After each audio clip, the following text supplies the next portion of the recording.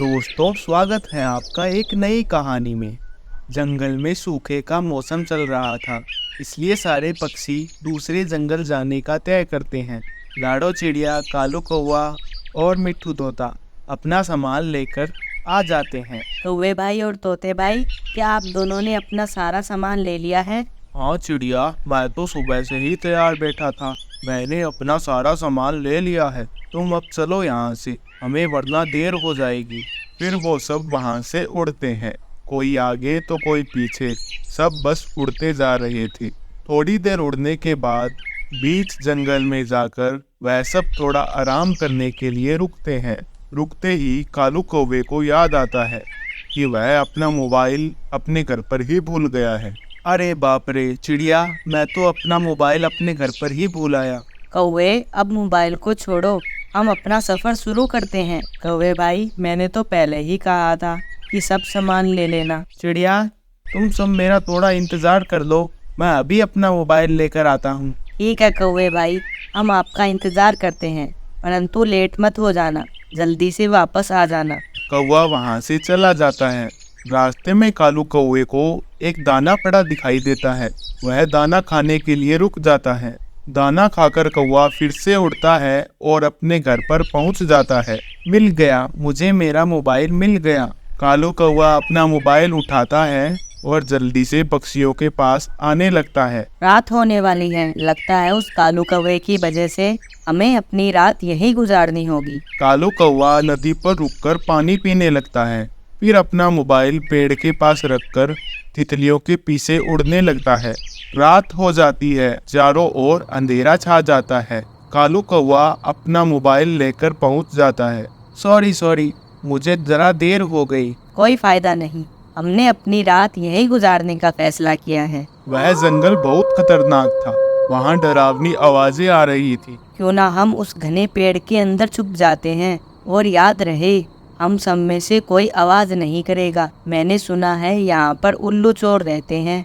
आधी रात को उल्लू चोर उनके सामने वाले पेड़ पर आकर बैठ जाता है। तोते, बोलना मत, वो सामने उल्लू चोर बैठा हुआ है। वो सब डरे हुए थे। अगर कोई शिकार मिल जाए तो मैं उसे अपना चाकू से डराकर तुरंत लूट लूं।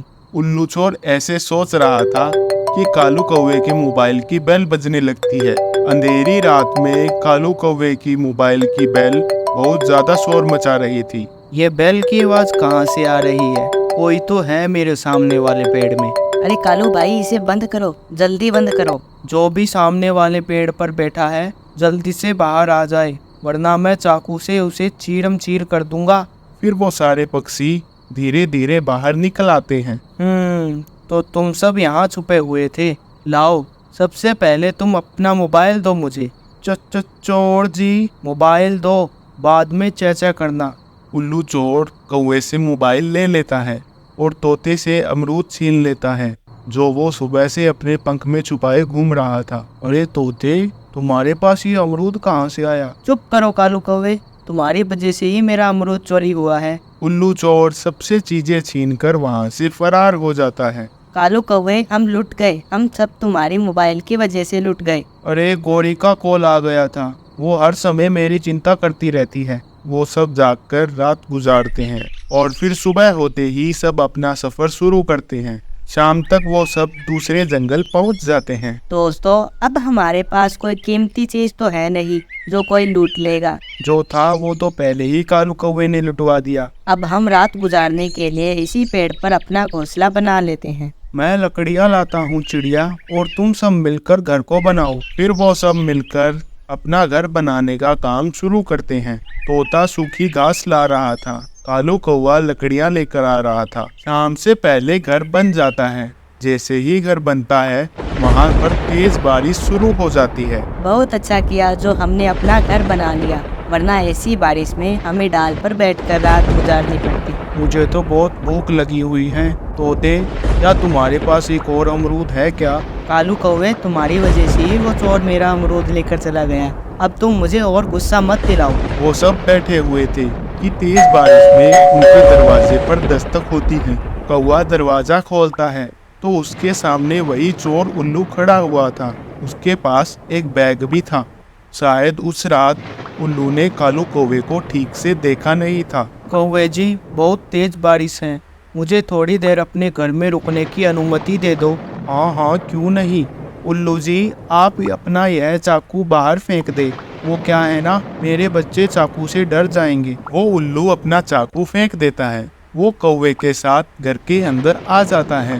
घर के अंदर आते ही कौवा दरवाजे की कुंडी लगा देता है। जरा पहचानो इसे, यह वही उल्लू चोर है। उल्लू सारे पक्षियों को देखकर डर जाता है। लाओ, अपने ये बैग हमें दे दो। फिर वो सब पक्षी मिलकर उल्लू से अपने अपने चीजें छीन लेते हैं और उसकी खूब पिटाई करते हैं। कालू कौवा अपना मोबाइल ले लेता है। दोस्तों, अगर हमारी कहानी आपको अच्छी लगती है तो वीडियो को लाइक और चैनल को सब्सक्राइब कर दीजिए।